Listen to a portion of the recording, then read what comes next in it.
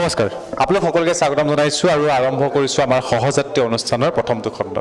প্ৰিয় দৰ্শক, ইতিমধ্যে আপোনালোকে গম পাইছে যে সহযাত্ৰী অনুষ্ঠানত আমি কথা পাতোঁ এগৰাকী জনপ্ৰিয় কণ্ঠশিল্পীৰ সৈতে। তেওঁৰ লগত আমি সহযাত্ৰী হৈ যাত্ৰা কৰোঁ এখন বিহু মঞ্চলৈ। বিগত বৰ্ষৰ অভূতপূৰ্ব সফলতাৰ পাছত আজি আমি আকৌ আৰম্ভ কৰিছোঁ সহযাত্ৰী অনুষ্ঠানৰ প্ৰথমটো খণ্ড। আৰু আজি সহযাত্ৰী অনুষ্ঠানৰ অতিথি হৈছে জনপ্ৰিয় কণ্ঠশিল্পী দেৱজিৎ বৰা। দেৱজিৎ বৰা ইয়াতে উপস্থিত আছে। খন্তেক সময়ৰ পিছতে আমি দেৱজিৎ বৰা আৰু দাপোন গোষ্ঠীয়ে যাত্ৰা আৰম্ভ কৰিম যোৰহাটৰ এখন বিহু মঞ্চৰ বাকৰিলৈ। দেৱজিৎ বৰাৰ বহু নজনা কথা জনাম সহযাত্ৰী অনুষ্ঠানৰ যোগেদি, আৰু দেৱজিৎ বৰাই ক'ব তেওঁৰ নতুন সৃষ্টিৰাজিৰ বিষয়ে।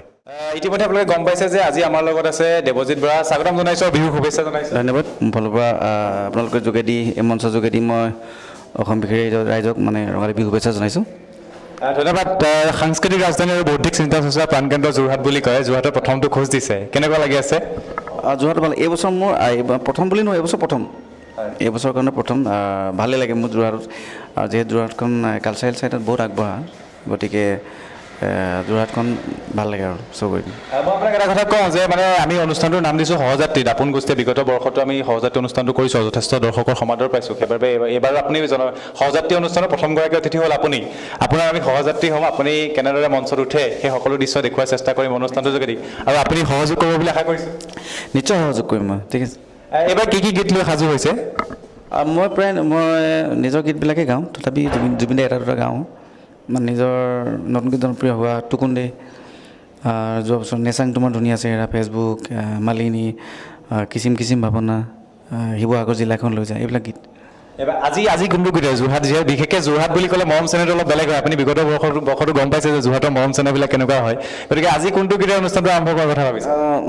আজি মই কিচিম কিচিম ভাৱনা কৰিম। প্ৰথম গান কিচিম কিচিম ভাৱনা। আৰু মই এটা কথা ক'লোঁ, আপুনি হয়তো গীত লিখি আছিল বহু বছৰ আগৰ পৰা। 2005 চনত যদি মোৰ ভুল হোৱা নাই, 2005 চনত জোনবাইত আপোনাৰ জীৱন কচুপাতৰ পানী গীতটোৱে আপোনাক অসমবাসী ৰাইজে আপোনাক নতুন চিনাকি দিলে, যিটো গানত জুবিন দাই কণ্ঠদান কৰিছে। গতিকে সেই গানটোৰ কাৰণ আপোনাৰ এটা নতুন চিনাকি দিলে। গতিকে অকণমান যদি সেইটো দুটা লাইন শুনি ল'ব পাৰোঁ নেকি? যদিও আজি এতিয়া ইয়াত হেণ্ডছ নাই, তথাপি দুইটাত হেণ্ডছ মানে গাব লাগিব এতিয়া। অকণমান দুটা লাইন।